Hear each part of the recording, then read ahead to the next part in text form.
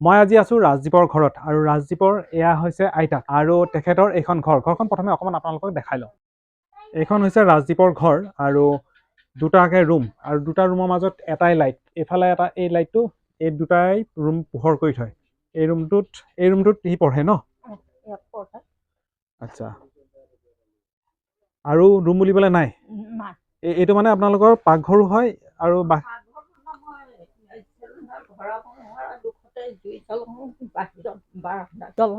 Gas cylinder ভৰাবলৈ সুবিধা নহয়, পইচা 1000 টকা নোজোৰে গেছ ভৰাবলৈ। দুলীয়াজানৰ পাৰ্শ্বৱৰ্তী 2 নং মধুটিং অঞ্চলৰ এগৰাকী কৃতি ছাত্ৰ। এবাৰ হাইস্কুল শিক্ষান্ত পৰীক্ষাত তেখেতে সুখ্যাতিৰে উত্তীৰ্ণ হ'বলৈ সক্ষম হৈছে। এয়া হৈছে ৰাজদীপ ডেকা। ৰাজদীপ ডেকাক আমি আমাৰ নবুল মুন চেনেলৰ তৰফৰ পৰা এখন ফুলাম গামোচা অভিনন্দন জনাইছোঁ। অনাগত দিনত আৰু যাতে ভালকৈ পঢ়িব পাৰে তাৰ বাবে আশীৰ্বাদ কৰিছোঁ আৰু আপোনালোকেও আশীৰ্বাদ কৰিব। এই ছাত্ৰজন খুব এটা ভাল ৰিজাল্ট লৈ পেলাই উত্তীৰ্ণ হ'বলৈ সক্ষম হৈছিল মেট্ৰিক পৰীক্ষাত। কোন স্কুলৰ পৰা তুমি পাছ কৰিছিলা ৰাজদীপ?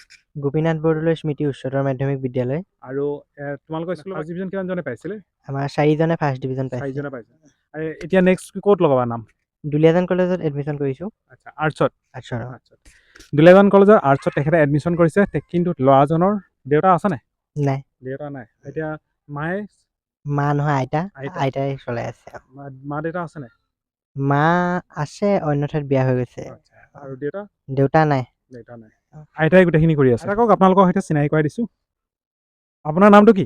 দময়ন্তী ডেকা। এই ল'ৰাজনে নাতিটোক পঢ়োৱা মেলা কেনেকৈ কষ্ট কৰিছে? কষ্ট মই স্কুলত ৰান্ধনি কাম কৰোঁ, 1000 টকা পাওঁ মাহেকত।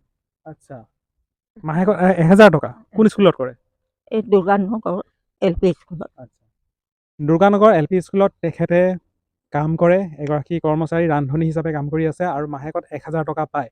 গতিকে মই বিশেষ নকওঁ, দৰ্শকলৈ কথাটো আগবঢ়াই দিছোঁ। ল'ৰাজনক যদি কোনোবাই কিবা সহায় কৰিব বিচাৰে, ল'ৰাজনকো সহায় হ'ব আৰু আইতাগৰাকীকো অলপ সহায় হ'ব, কাৰণ তেওঁ নিজে 1000 টকাৰ পৰাই নাতিৰ পঢ়াৰ খৰচ উলিয়াই আছে।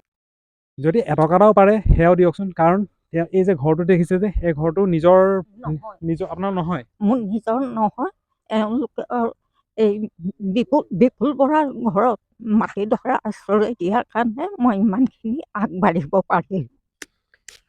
ঘৰৰ ভেটিও নিজৰ নহয়, আইতাকে পঢ়াইছে। ল'ৰাজনৰ বৰ্তমান ফাইনেন্সিয়েল কণ্ডিশ্যন কি আপোনালোকে নিজে ভালকৈ গম পালে, কাৰণ 1000 টকা তেওঁ দৰমহা পায় আৰু সেই 1000 টকাৰে তেখেতে নাতিকো পঢ়াইছে, ঘৰো চলাই আছে। আপোনাৰ নামটো? নমস্কাৰ, মোৰ নাম শ্ৰী সঞ্জিমা বৰা।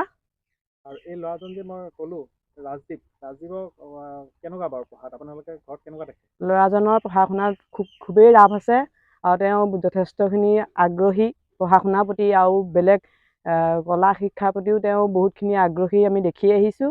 তেওঁ নিজৰ বুলিবলৈ আশ্ৰয়ো। আইতাক দময়ন্তী আৰু এয়া ৰাজদীপ, আৰু এই দুয়োকে মোক চিনাকি কৰাই দিলে প্ৰশান্ত দাই। প্ৰশান্ত দা অকণ আগলৈ আহক।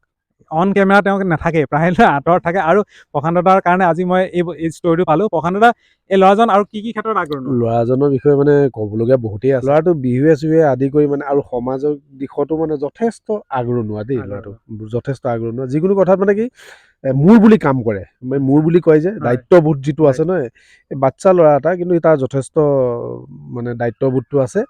আৰু এই সৰু সৰু ল'ৰাবিলাক লৈ এইবছৰ সি গোৱা নাই, যোৱা বছৰলৈকে সি মানে এই সৰু সৰু ল'ৰা যিখিনি আছে, এই 4 বছৰীয়া 3 বছৰীয়া 5 বছৰীয়া গোটেই ল'ৰাখিনিক নেতৃত্ব লৈ পেলাই সি বিহু গায় আমাৰ এই চুকটোতে। আপোনালোকে যদি কোনোবা সহায় কৰিব বিচাৰে আপোনালোকে কৰিব পাৰিব। আৰু তোমাৰ কিবা গুগল পে' বা তেনেকুৱা ধৰণৰ কিবা একাউণ্ট আছে নেকি?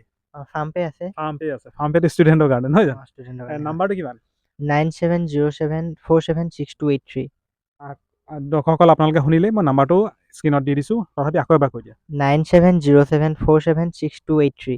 এইটো নাম্বাৰতে আপোনালোকে কণ্টেক্ট কৰিব পাৰিব ল'ৰাজনৰ লগত। আৰু ল'ৰাজনক যদি কোনোবাই এডমিশ্যনৰ ক্ষেত্ৰতে হওক, বা এখন বহীৰ ক্ষেত্ৰতে হওক, বা এডাল পেঞ্চিলৰ ক্ষেত্ৰতে হওক, এটা পেইন কিনি দিয়াৰ ক্ষেত্ৰতে হওক, যেনেকৈ যদি আপোনালোকে সহায় কৰিব বিচাৰে, ল'ৰাজনক আপোনালোকে সহায় কৰিব পাৰিব। আমাৰ দুলীয়াজান অঞ্চলৰে এজন কৃতি ছাত্ৰ, আৰু এই কৃতি ছাত্ৰজনক যদি মই ইয়াত আহি পেলাই আজি ভাল লাগিল, আৰু আপোনালোকে যদি ইচ্ছা কৰে এই ভিডিঅ'টো অকণমান শ্বেয়াৰ কৰি দিব, আৰু আপোনালোকে যদি গম পালে আৰু ওচৰ পাজৰৰ মানুহখিনিও গম পাব।